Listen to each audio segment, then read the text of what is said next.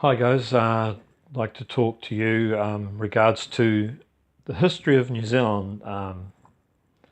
In the beginning, there was a far-off land. In the distance, a mystical land. Well, I'm talking about New Zealand, the middle of the Pacific Ocean. Some people think it's part of Australia. It's like, no, it's not. We are a lot different than Australians. We used to be something good in the world. We used to have Greenpeace that we're proud of, fighting the whalers and sealers, making a difference in the world. The first country to let women vote. It's like, yeah, this is kind of like milestones of politics. And it's like, okay, with who we vote now, I don't even see that as a big thing. Um, you know, we so who we vote now is not a big thing. So there's reason for that. I can explain right now what we have and try and get to how we got here in New Zealand. We have on the left Labour, who represent socialism, trying to do trying to yeah, I could explain the policies, but it may be a waste of time. Then we have New Zealand First, which is a common sense party, which seems to have practical ideas. They were starting to stop the Chinese buy-up of our land, which is a good thing. Winston Peters, who's so old now, I mean, people are voting him. I don't know how long we can keep. Only 5-7% voted for the Common Sense Party. He did have 21, but the media just attacked him. They found some dirt on him because he took the retirement fund, which is about $100 and something a week, while he was in Parliament, thought he was entitled to it. They saw that as corruption. Even my mum, she wouldn't vote Winston. He's such a naughty boy. And so his support dropped from 21 to 5 or 7%. Labour was in trouble. They had lots of leaders swapping leaders around, and then they had Ardern, a very young female, and voted her in as their leader, and stuck with it because she got the popularity up. She was, a woman. People like women in power in New Zealand. We all need our mummy. And then on the right, we had changeover from John Key, Bill English, and then we got Simon as the bodyguard of Bill English. Simon Bridges used to walk down the corridor with Bill English, sort of saying nothing. Yeah, Bill. Yeah. That's right. We stand for this, Bill. Yeah. Yes, guy. The yes guy's in power now. What I want, well, we had that, and New Zealand First was kind of deciding who they're going to power with. It was bad on both sides, really. The only problem with Nationals, they weren't going to do anything about the Chinese, so I can understand why they went on the side of Labour, because National just wants business. National do anything to increase business. Even, they'd sleep with Satan if they had to. Anyway, on the history of New Zealand First, we had sensible politics for quite a while. We lived well. We had a great economy. Grew up, took everything for granted. Life was easy. The 80s, great time. The problem after the 80s is we had Helen Clark get in power, and her 9-year term kind of, it started off okay. And then she did the free trade deal with China, first in the Western country to trust the Chinese. It's like that was a big mistake because they just stole all our technology. Fonterra was in, big milk company, in on it. They fell flat on their face later because with every company you have to go into coalition with another party, 50% ownership within China, and then the other company just learns secrets off you. They do things cheap and nasty. Then the milk powder was killing babies, and Fonterra had to improve their image again. Well, they always had a good image, but the Chinese gave them a bad image, and then someone died. The Chinese government killed the hanging or whatever it was, or by the needle, death by the needle or something. They killed the lady in charge of the company, but then still our secrets are being stolen. The company is still surviving in that environment, and it's not just our New Zealand, America, everybody else just sort of jumped in. That communism wall's down. It's like, well, communism's not gone. It's just they're just playing by the rules, buying their time, gaining power. They've got all these ghost cities. They've got all these.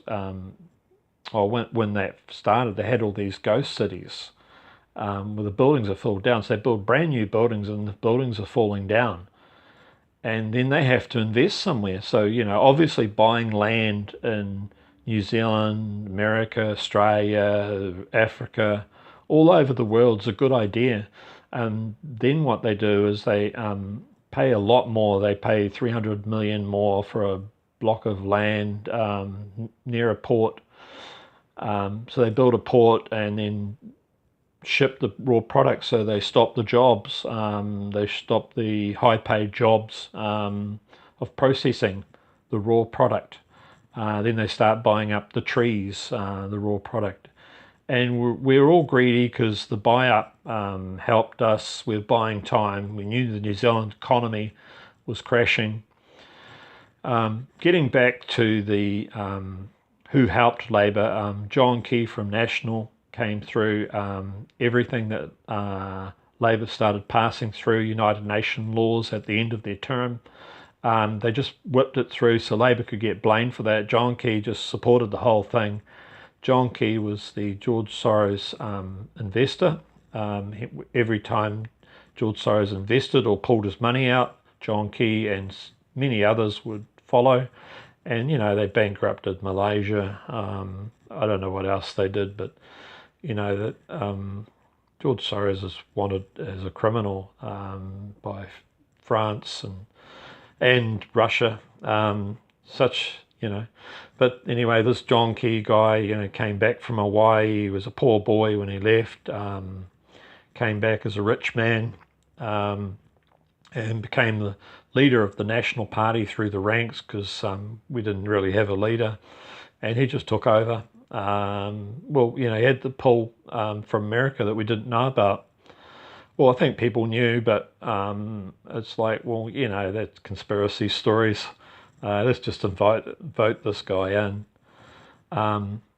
The problem was when he got voted in, Helen Clark came out, then she landed a job in United Nations, which was what I'd always been saying.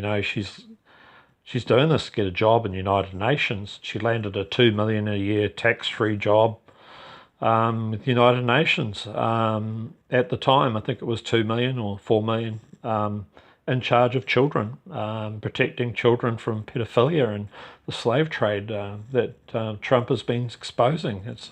Not just exposing, he's been FBI hunting them down. I mean, Helen Clark, you didn't do your job, Helen Clark.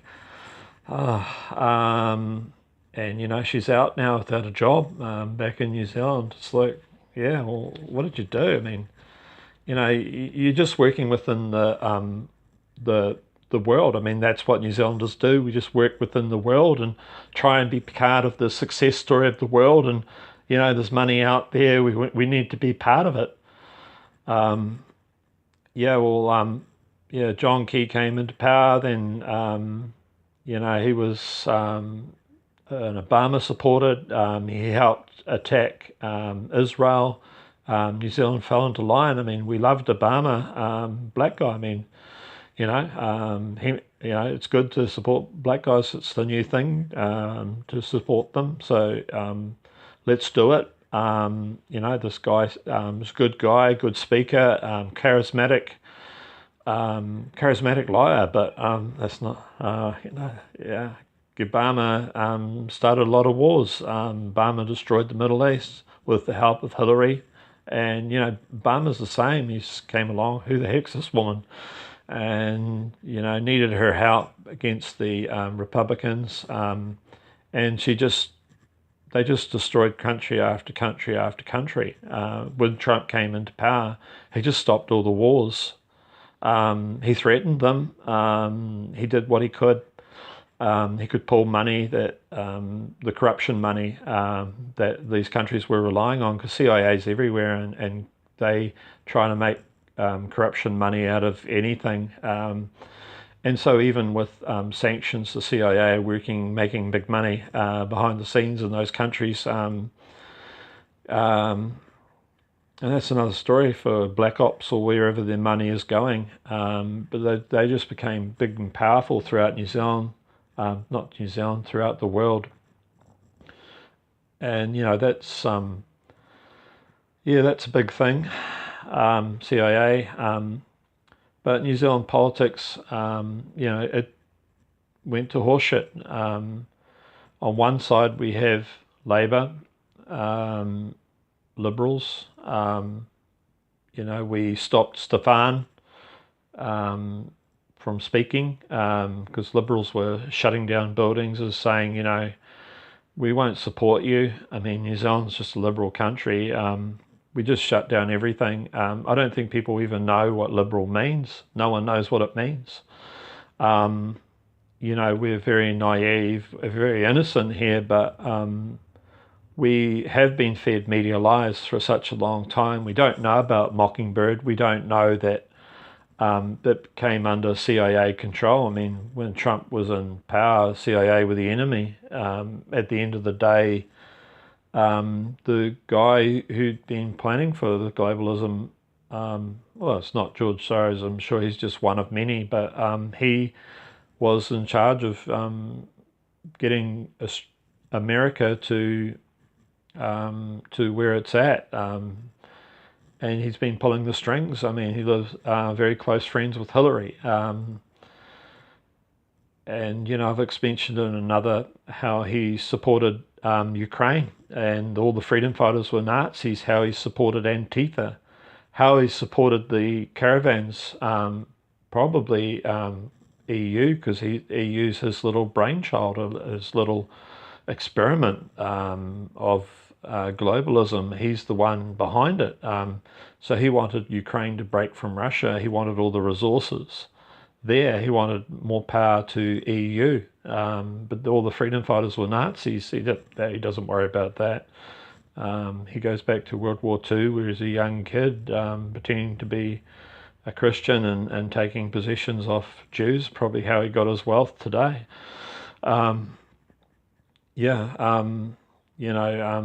Learning that corruption's the only way forward. He had a lot of lessons to learn, and taking money off the Jews is one way to gain your wealth.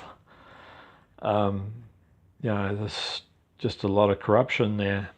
And George Soros is kind of off the topic, but if I don't explain things as they fall, people, even though I've got it in my other tapes, people just jump on me because it's like, well, how do you know George Soros is evil?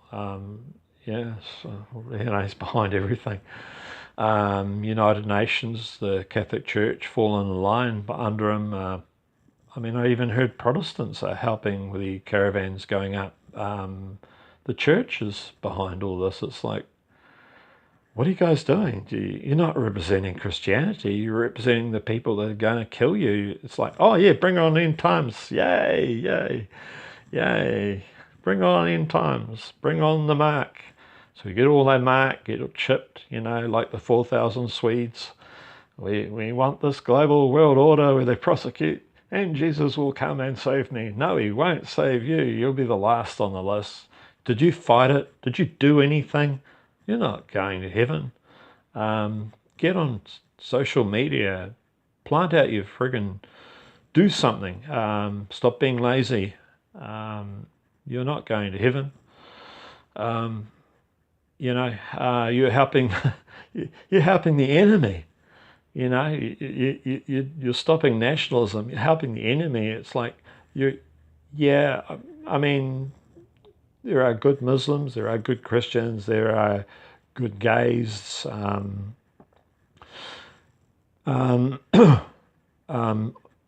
have many gay friends, so we all come across.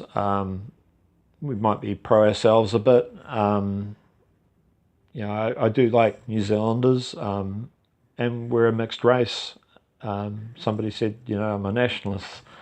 I was like, what kind of fluffed up world are we in when you write that under my video? I shouldn't even have that comment there. I leave the comment there, and write under it and write over it and pin a post over it. It's like, come on, guys. New Zealanders, we're friendly. We can. It's common sense. We're denying God here, and that's how we've got into this mess. And I've heard other whipped up theories that God is not real. We live. Dinosaurs happened millions of years ago.